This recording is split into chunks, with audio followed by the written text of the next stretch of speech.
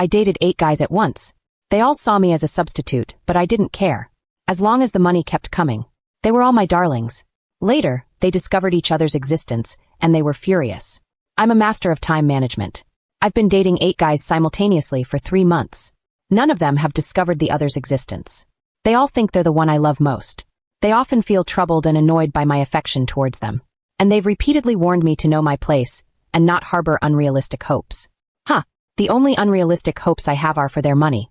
Jack Thompson was my first boyfriend, a wealthy CEO obsessed with role-playing office scenarios. Every date, he made me wear a white dress and pretend to be his secretary. I even had to play piano for him during lunch. He looked at me with disdain, reminding me again that I'd never compare to the woman he truly loved. I smiled politely, played my part, and by the end of the date, $200,000 had hit my account. He coldly said there would only ever be a financial relationship between us, and transferred another $500,000. I wiped away fake tears and called out dramatically, "I don't want your dirty money." He looked even more disgusted. I loved it. Next was Ethan Brooks, a university professor. He dragged me to the mall, made me try on dozens of outfits, then refused to let me touch him. "I hate being touched by anyone but her," he said, before transferring another $200,000 and warning me not to buy anything that matched her clothes. Then came Ryan Chin, a flashy nouveau riche guy who wore gold chains and fur coats. That night, he paid me $1 million to pretend to be his girlfriend in front of his crush. I agreed, planning to leave this life behind afterward. But when I told him I'd step aside once he got the girl, he got angry. "You don't want to be with me?" he shouted. I quickly backtracked, tearfully telling him I just wanted to stay quietly by his side. It worked. He calmed down and promised me $2 million as long as I disappeared after dinner. But when we arrived at the restaurant, I froze. Sitting there was not just his crush, but all 7 of my other boyfriends. And to my shock, they were all in love with the same woman. She looked almost exactly like me. Long straight hair, a white dress, delicate and fragile. No wonder they all treated me like I was someone else.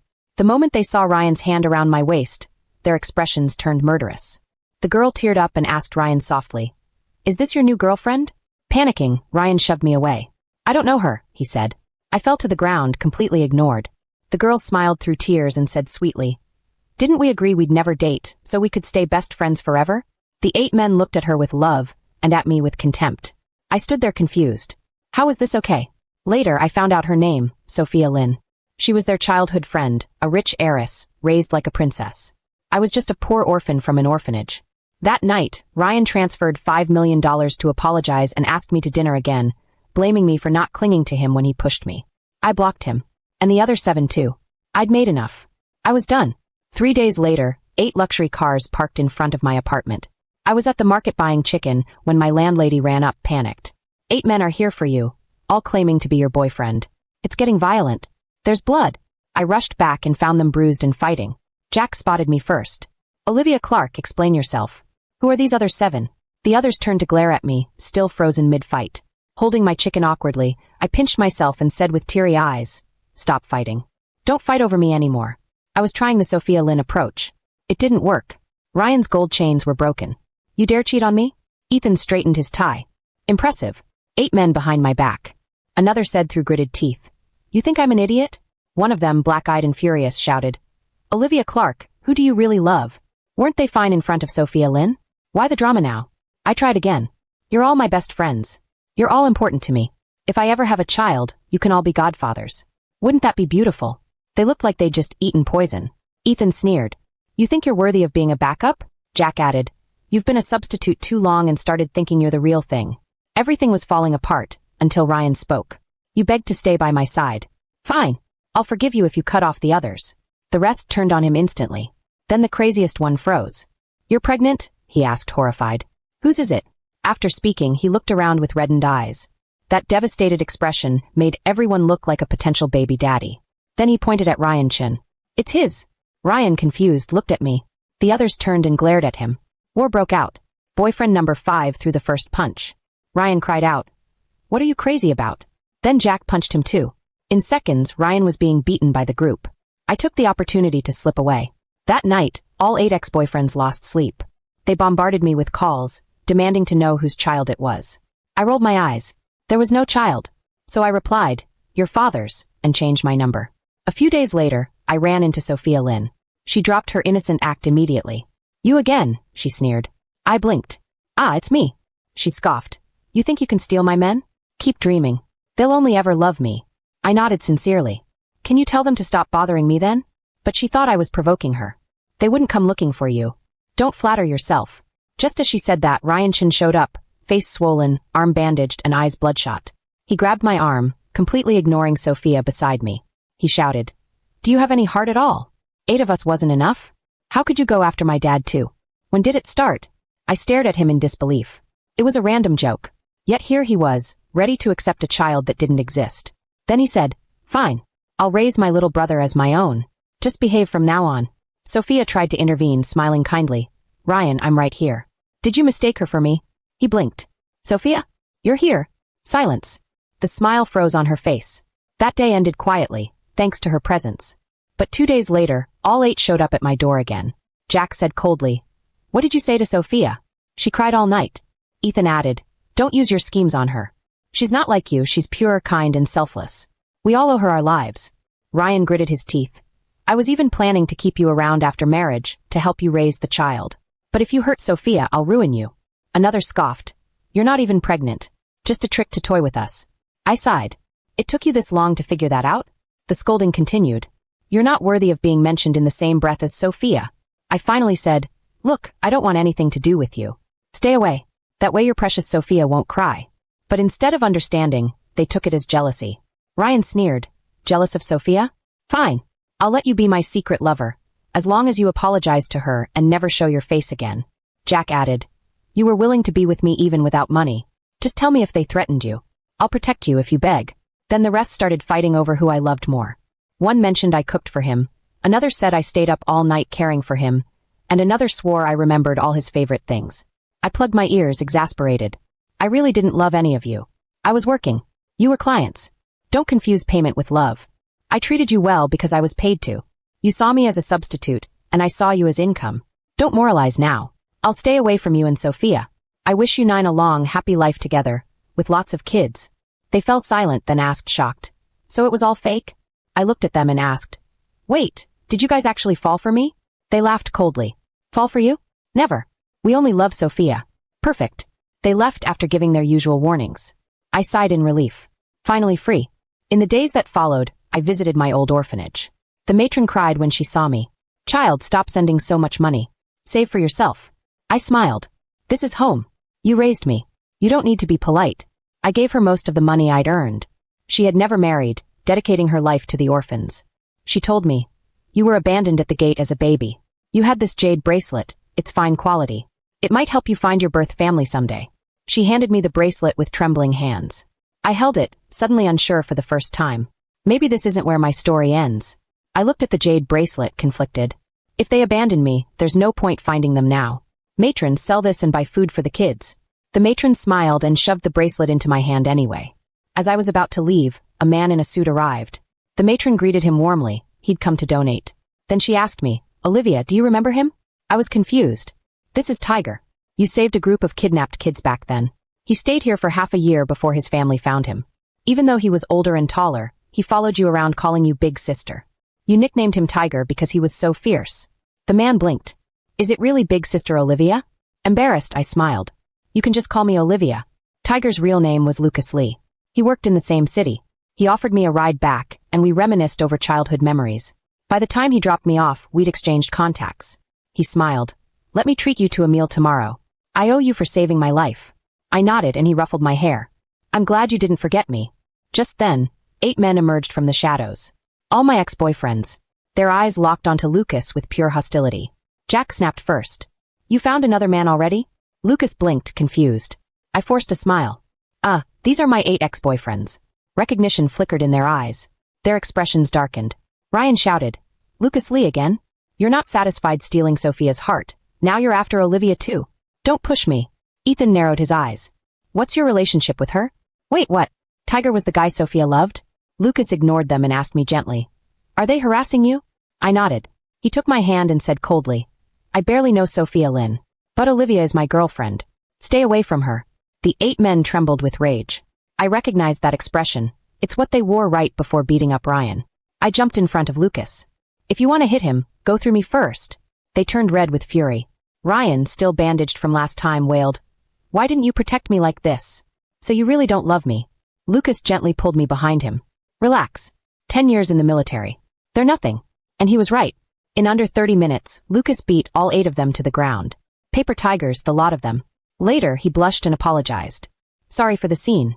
No, thank you, I grinned. Curious, he asked. Weren't these guys obsessed with Sophia?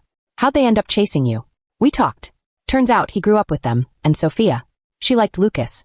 They didn't take it well. They tried everything to push him into dating her. Bribes, threats, you name it. Eventually, Lucas just stayed away, convinced they were all nuts. I told him how I met them.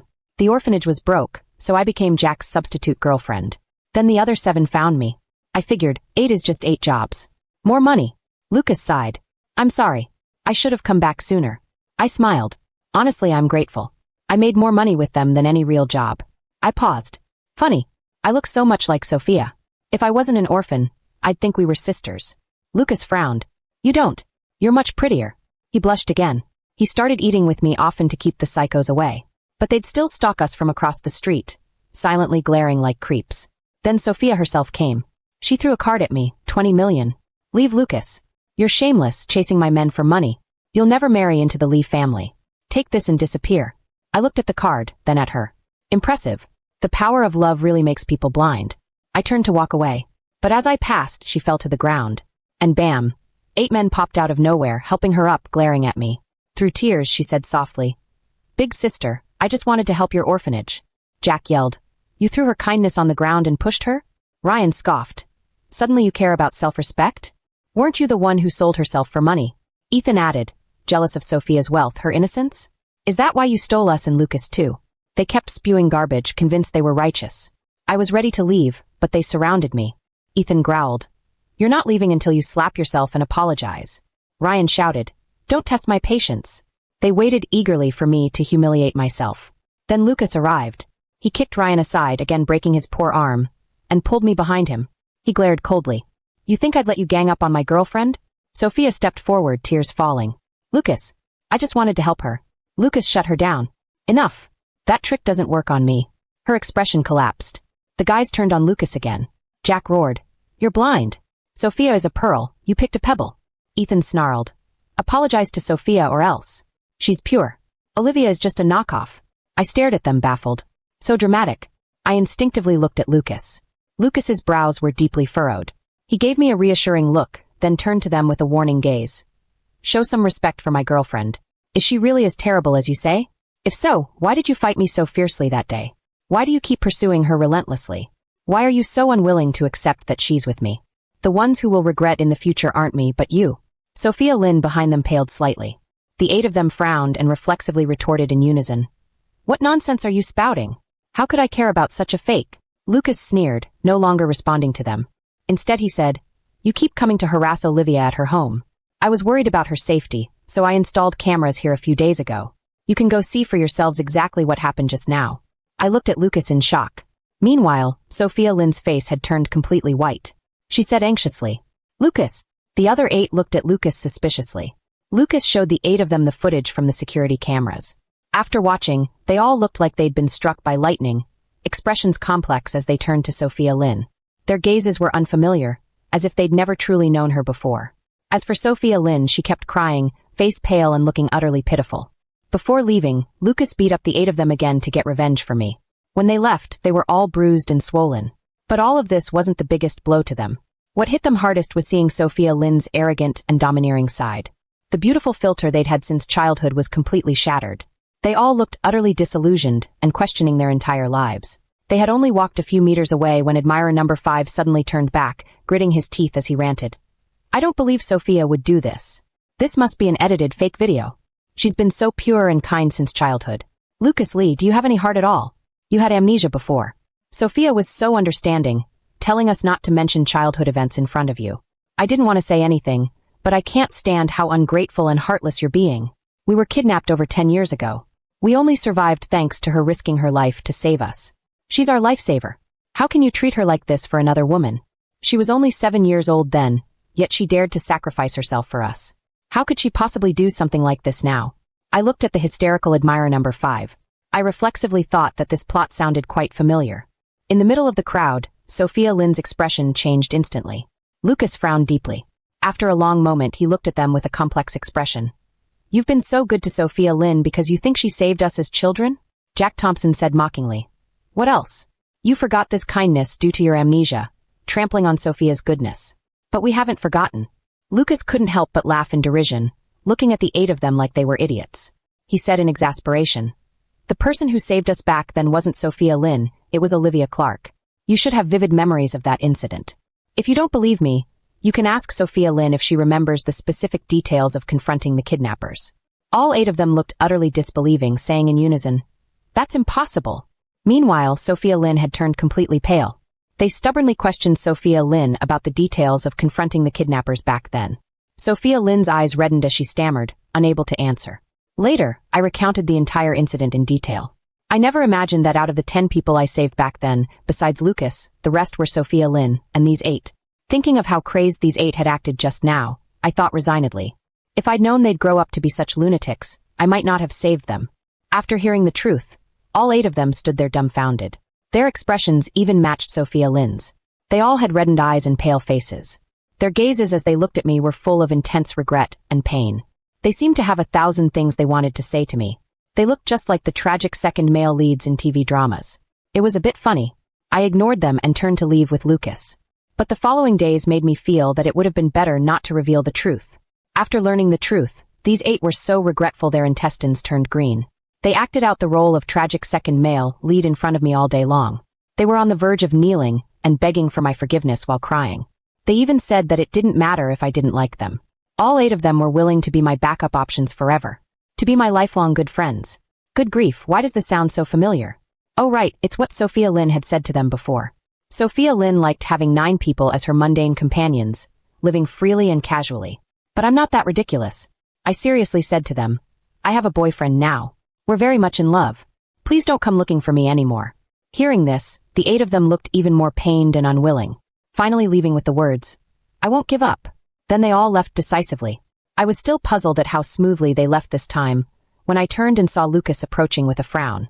Lucas said that with these 8 pursuing me so relentlessly, they'd probably keep bothering me in the future. He suggested I stay at his place for a while. He wasn't busy and could drive me to and from work. With him around, he could beat them up each time they came. Eventually they'd probably stop bothering me. What an absolute angel Lucas is. I gratefully agreed. After I moved in with Lucas, the 8 of them came a few times, but were all beaten up by Lucas. Finally they settled down quite a bit. To thank Lucas, I decided to personally cook him a big meal. We went to the nearest supermarket together. But we ran into 2 women who looked very similar to me. One was a well-maintained, elegantly dressed wealthy lady. The other was a middle-aged woman with deep frown lines who didn't look like someone to mess with. The 2 women had very similar facial features. But the middle-aged woman looked much more weathered and older than the wealthy lady. I heard the middle-aged woman call the wealthy lady sister, and cry, begging her for help, saying she knew she was wrong. Amidst their argument, they also spotted me standing not far away. They both looked shocked. Lucas glanced over, frowning slightly, then pulled me away. Only after we got back did I learn. The wealthy lady was Sophia Lynn's mother, Mrs. Lynn. The other middle-aged woman was Mrs. Lynn's twin sister. Mrs. Lynn came from a humble background, but was very accomplished. She and Mr. Lynn were college classmates and married after graduation. Mrs. Lynn's sister dropped out of school at a young age and often hung around with a small-time thug, developing bad habits. Over 20 years ago, Mrs. Lynn's sister unexpectedly got pregnant, not knowing who the father was. With nowhere else to go, she stayed at Mrs. Lynn's home. The 2 children were born around the same time. But the next year, Mrs. Lynn's sister actually set her sights on her brother-in-law. She snuck into his room one night when Mrs. Lynn wasn't home. Fortunately, Mr. and Mrs. Lynn had a good relationship. He angrily berated her and kicked her out of the bedroom. After that, Mrs. Lynn's sister was driven out of the Lynn family. She had been missing all these years. After hearing this, I sighed inwardly. Mr. and Mrs. Lynn sounded like quite upright people. I never imagined their daughter Sophia Lynn would turn out to be such a lunatic. She must have been spoiled rotten growing up. A couple days later was Lucas's mother's birthday. Lucas's mother had heard him mention me before and invited me to join them for a meal. I didn't want to go at first, but Lucas said his mother had been pressuring him to find a girlfriend lately, so he asked me to help him deal with his family. He'd helped me so many times. I couldn't refuse such a small request, so I readily agreed. When we arrived, I realized it wasn't just an ordinary family dinner. Over 100 people had been invited to the birthday banquet. Everyone was dressed glamorously, all wealthy and influential people. I was stunned. Although Sophia Lynn had said before that Lucas's parents wouldn't approve of me, his car, clothes and home had all been very modest. I never imagined his family was even richer than those 8 men. At the banquet, I saw my 8 ridiculous ex-boyfriends, as well as Sophia Lynn and her group of girlfriends. None of their families were as wealthy as the Lynn family. They usually followed Sophia Lynn around flattering her, acting as her little minions. While Lucas went to find his parents, Sophia Lynn's girlfriends surrounded me. They started coldly mocking me one after another. So this is the poor girl who stole Sophia's man? Her entire outfit probably doesn't even cost $10,000. She's just a knockoff. I can't believe those blind fools actually fell for her. To think our Sophia risked her life to save them, what a bunch of ungrateful scoundrels. You're just a penniless orphan. How dare you come to a place like this? You don't really think that just because those 9 like you, their families would agree to let you marry in? Keep dreaming. Our Sophia is the Lynn family's daughter. She's the daughter-in-law all the aunties and uncles in our circle want. What are you compared to her? If you know what's good for you, I suggest you get out of here quickly. They may be paying special attention to you now, but that's just novelty. How can you compare to our Sophia with your poor and shabby looks? They'll go back to Sophia sooner or later. Look, you've been here so long, but Mrs. Lee hasn't even glanced at you once. She clearly looks down on someone like you. Sophia Lynn then spoke up softly, but her eyes held pride and disdain. Don't say such things. Even though her family background is poor, she was born in an orphanage, and her character isn't good, it's still not right to bully a girl like this. The minions smiled fawningly at Sophia Lynn. Sophia, you're just too kind. With such a good family background, yet still so gentle and considerate. This poor trash dares to bully you. I'll teach her a good lesson for you today. I was speechless. Nothing good ever comes from getting involved with Sophia Lynn. But this farce didn't last long. Soon Lucas returned, and they all retreated to the side, not daring to make another sound. Lucas swept an expressionless gaze over them, saying his mother wanted to meet me and asked him to bring me over. Hearing Lucas say this, Sophia Lynn and the others' expressions changed slightly. They probably didn't expect Mrs. Lee to actually take the initiative to meet a poor person like me. When we came before Mrs. Lee, I saw Mrs. Lynn standing beside her. Mrs. Lee warmly took my hand. So you're the child who saved Lucas back then? I didn't expect you to grow up so pretty. I've wanted to meet you for a long time, but Lucas was so protective, refusing to let me see you no matter what. How stingy of him. As she spoke, she glared at Lucas. Let me be clear. I only acknowledge this one daughter-in-law. If you switch to someone else in the future, I won't agree. But as soon as Mrs. Lee finished speaking, 8 wealthy ladies suddenly surrounded me, all warmly encircling me in the middle. One of them took my other hand and said, Mrs. Lee, that's not right. This is clearly the girl our Ethan has his eye on. You can't steal her from us. Child, I know Ethan has wronged you. I've already scolded him. You saved his life back then, so he should dedicate himself to you from now on. A bejeweled lady who looked like a nouveau riche grabbed my other hand. What nonsense. This is our Ryan's girlfriend. Although they had a falling out recently, they'll definitely make up. Child, thank goodness you saved Ryan back then. As long as you marry our Ryan, I'll buy you a wedding house right now. The other wealthy ladies refused to be outdone.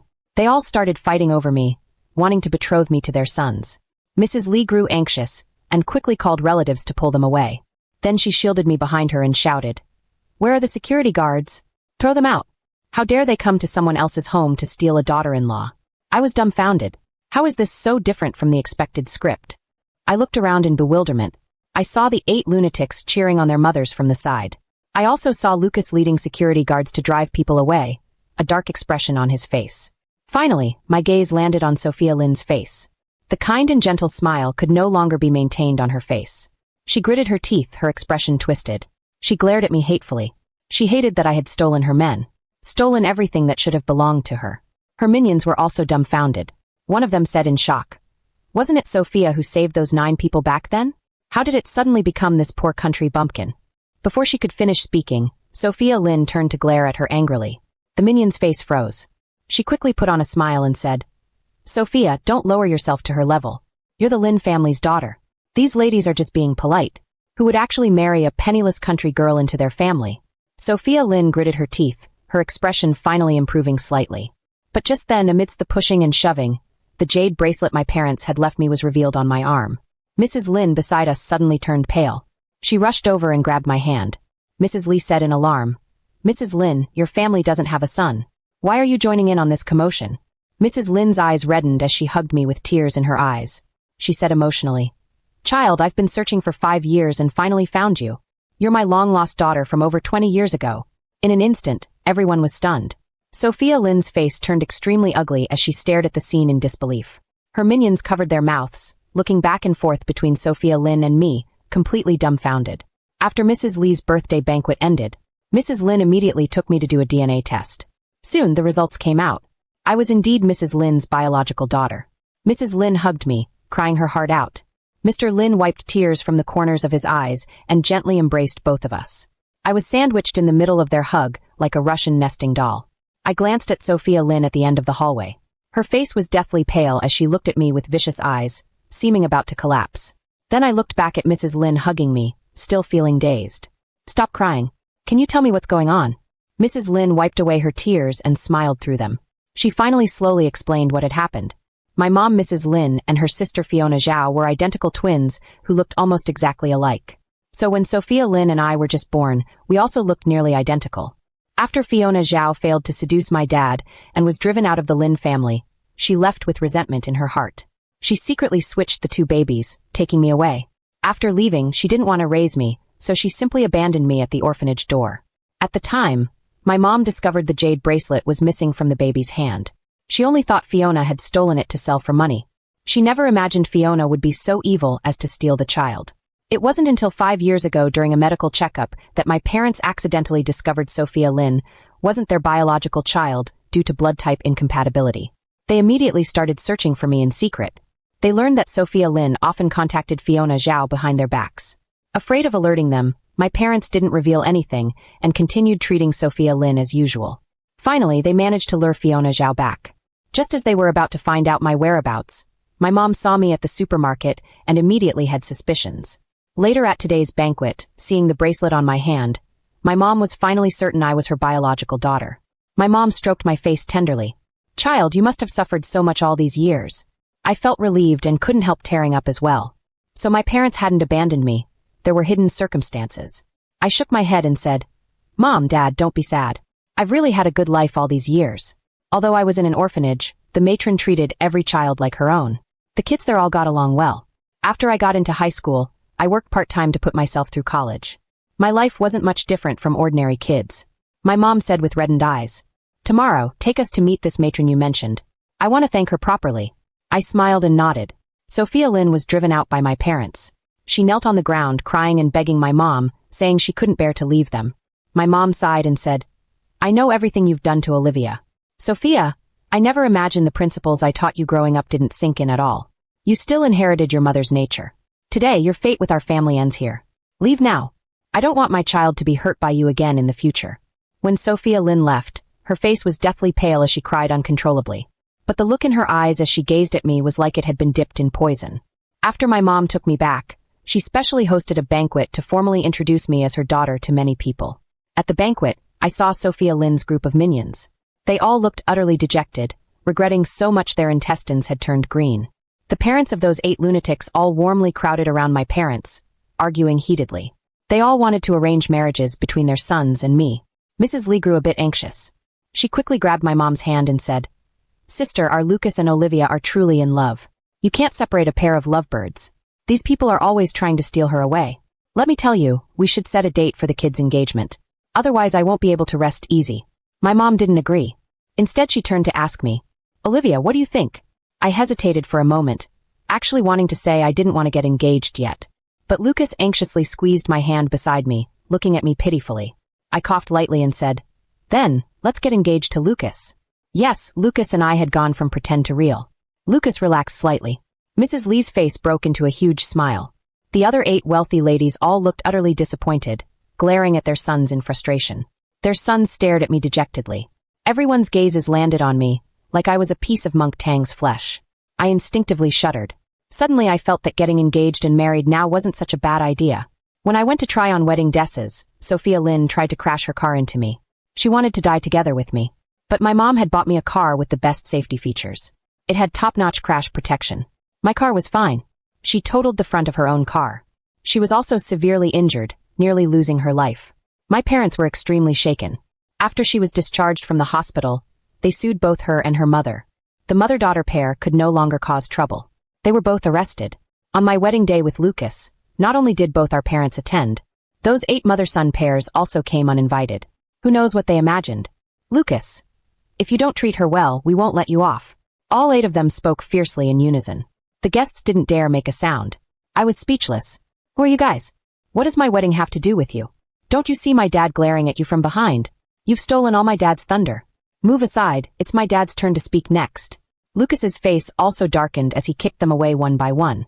Then he straightened his clothes and said obediently to my dad, "Dad, let's continue." My dad gave him an approving and satisfied look. He solemnly placed my hand in Lucas's. "I only have this one daughter. You must treat her well in the future. Otherwise, I won't let you off." I nearly lost it. "Dad, couldn't you use a different line?" My dad noticed my resentful gaze and awkwardly rubbed his nose. Lucas said solemnly, "Dad, don't worry. For the rest of our lives, I will cherish and love Olivia. I absolutely won't give other lunaticos any opportunity." The 8 lunatics climbed up, red-eyed as they said, "Lucas Lee, you'd better remember what you said today." I stared at them expressionlessly.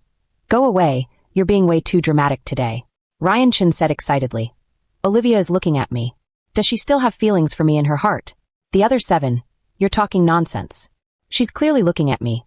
Then they all turned to me excitedly, saying in unison, "Olivia, it's not too late if you want to back out of the wedding now. I'll marry you today." Lucas's face darkened as his fists clenched again. I quickly took Lucas's arm, persuading him, "Beat them up after the wedding." Lucas smiled gently. "All right,